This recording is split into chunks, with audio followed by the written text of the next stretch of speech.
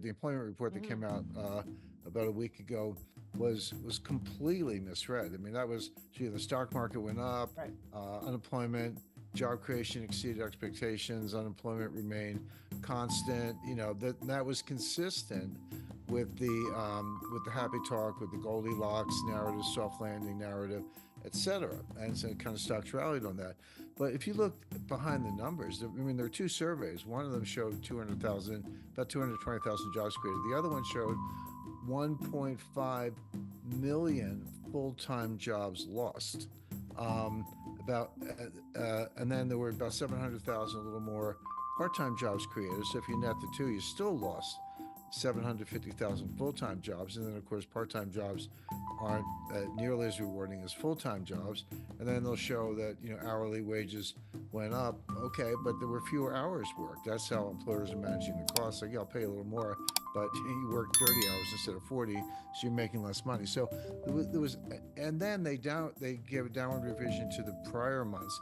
And for 12 months in a row, 11 out of the 12 months, they have downwardly revised the prior month's number. So why should we have any confidence in the 220? Because that's probably going to get downwardly revised next month. And when you're like 11 out of 12 months, that's not random. Yeah, there's a certain amount of noise in the data. Everybody understands that.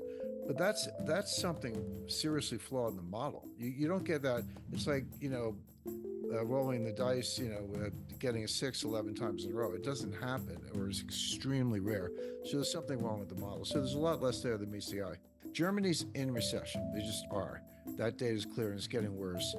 Japan is kind of right on the edge, might be in recession. UK, same thing, right on the edge. The U.S.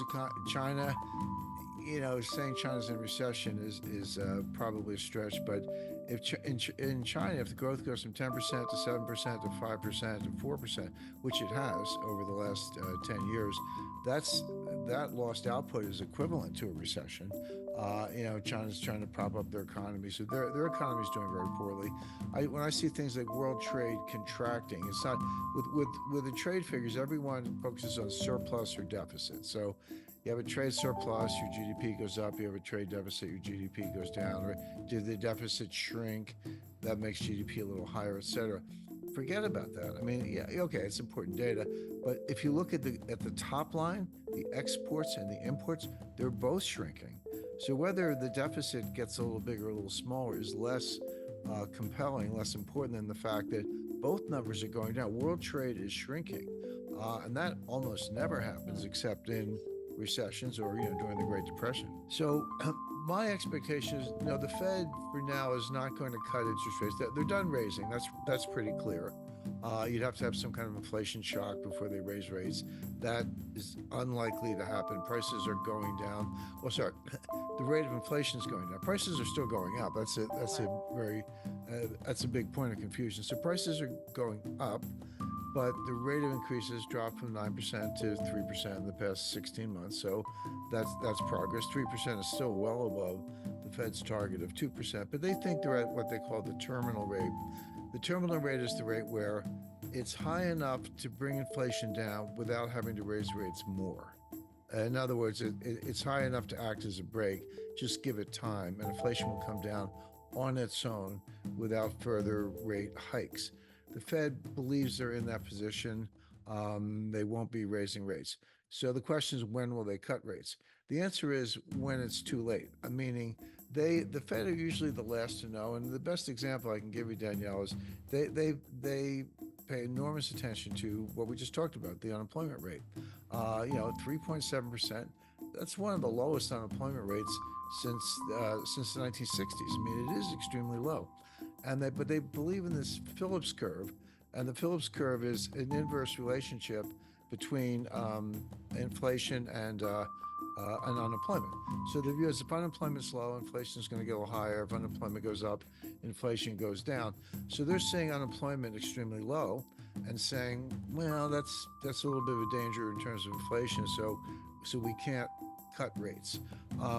But in fact, there are a lot of problems with that. First of all, there's no evidence for the Phillips curve. I mean, I can give you, do a quad chart.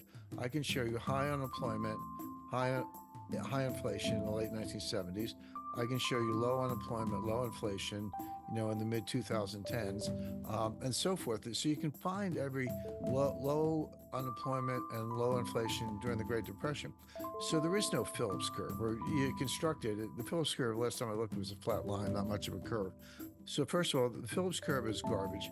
Secondly, employment is a lagging indicator. I'm not saying it's not an important number, but employers do everything possible to avoid laying people off. When revenues are drying up and margins are going down and profits are going down, they'll turn out the lights. They'll renegotiate the lease. They'll cut the laundry bill. They'll bargain harder with suppliers. They'll do everything they can except fire people, because people are hard to hire. You get the talent, it's hard to find. You train it, the last thing you want to do is fire them. So they will fire them. Unemployment will go up when they get desperate enough. But by then, the recession has already started. In other words, it's a lagging indicator that tells you nothing. So my point being, Jay Powell is looking at lagging indicators.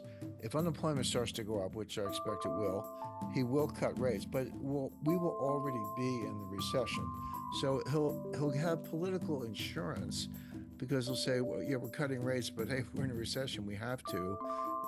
It'll help him avoid the charge that he's doing it to help Biden. I mean, it's the charge will be made anyway. They'll be in the political crossfire, but the economy will be so bad at that point, no one's going to blame Jay Powell.